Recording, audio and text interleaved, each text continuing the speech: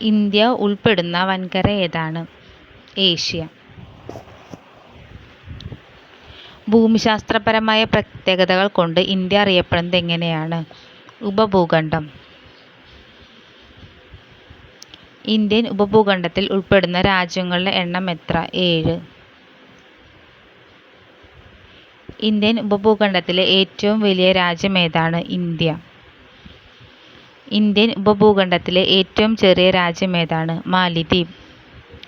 ഇന്ത്യയിലെ കാലാവസ്ഥയെ താഴെ പറയുന്നതിൽ ഏത് പേരിൽ അറിയപ്പെടുന്നു? ഉഷ്ണമേഖലാ മൺസൂൺ കാലാവസ്ഥ.